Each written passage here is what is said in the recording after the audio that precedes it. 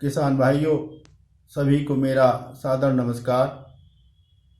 आज मैं आपको बताना चाहता हूँ कि प्राकृतिक खेती किसे कहते हैं, प्राकृतिक खेती का क्या उद्देश्य है और प्राकृतिक खेती करने के क्या लाभ हैं।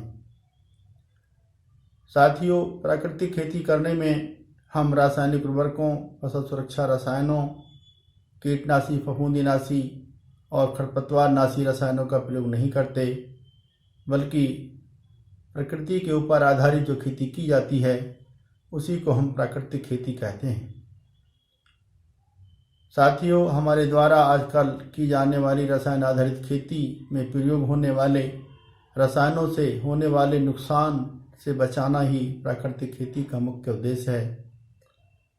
खेती करने में बढ़ती हुई उत्पादन लागत को कम करना, उत्पादन में जो उत्पाद प्राप्त हो रहा है उसकी गुणवत्ता में सुधार करना, क्षीण होते प्राकृतिक संसाधनों को बचाना, कमज़ोर पड़ती जैव विविधता को बचाना, हमारे खेतों में, हमारी भूमियों में नाना प्रकार के सूक्ष्म जीव और जीव जो विलुप्त हो गए हैं उनको बचाना, उनकी संख्या को बढ़ाना और उनकी क्रियाशीलता को बढ़ाना। साथ ही हमारे गांव, खेत खलिहानों में रहने वाले नाना प्रकार की चिड़ियाँ, गौरैया, तोता, मैना, तीतर, बटेर, गिद्ध, सारस, हंस, हुदहुद, बुलबुल, इन सभी पक्षियों को बचाना। हमारे आसपास मंडराने वाली रंग बिरंगी तितलियाँ, मधुमक्खियाँ, रामजी गुड़िया, गुबरैला, केंचुआ को बचाना। हमारे जलाशयों में रहने वाले जीव, मेंढक, मछली, कछुआ और जौंक को बचाना, अर्थात जल में जलचर, थल में थलचर और नभ में नभचर इत्यादि का बने रहना ही हमारी प्राकृतिक खेती का मुख्य उद्देश्य है। इसके साथ साथ प्राकृतिक संसाधनों का संरक्षण करना, जैव विविधता का संवर्धन करते रहना और धरती माँ के श्रृंगार को बनाए रखना, प्राकृतिक व्यवस्था को बनाए रखना, ताकि हम और हमारी संतानें भविष्य में इस धरती पर खुशी से जी सकें। यही हमारी प्राकृतिक खेती का मुख्य उद्देश्य है।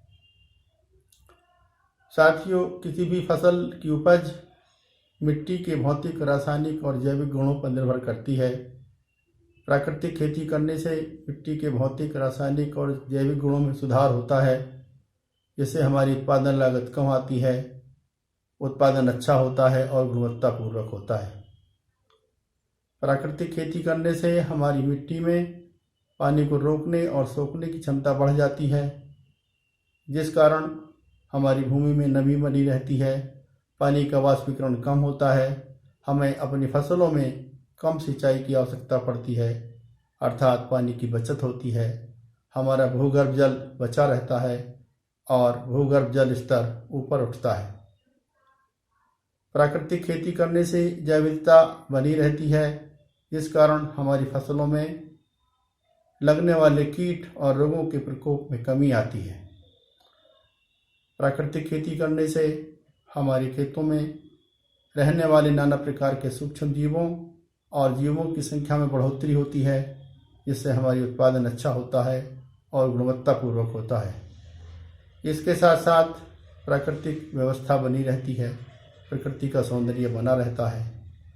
इसलिए हमें चाहिए कि हम रसायन आधारित खेती को छोड़कर प्राकृतिक खेती की तरफ ध्यान दें, ताकि हमारी धरती माँ का श्रृंगार बना रहे, प्रकृति की व्यवस्था बनी रहे और हम अपने स्वास्थ्य को, अपने पशुओं के स्वास्थ्य को, अपनी मिट्टी के स्वास्थ्य को और अपने पर्यावरण स्वास्थ्य को बचा सकें और भविष्य में हम और हमारी औलादें इस धरती पर खुशी से जी सकें। साथियों, मैंने आपके सामने अपनी बात रखी। यदि आपको मेरी बात अच्छी लगी हो तो आप अपनी जिम्मेदारी को निभाएं और अपने साथियों में मेरी इस वीडियो को शेयर कर दें। साथ ही हमारी खेती और प्रकृति के चैनल को सब्सक्राइब कर लें, ताकि आगे हमारी वीडियो आपके सामने, आपके पास तक आसानी से पहुंच सकें। धन्यवाद।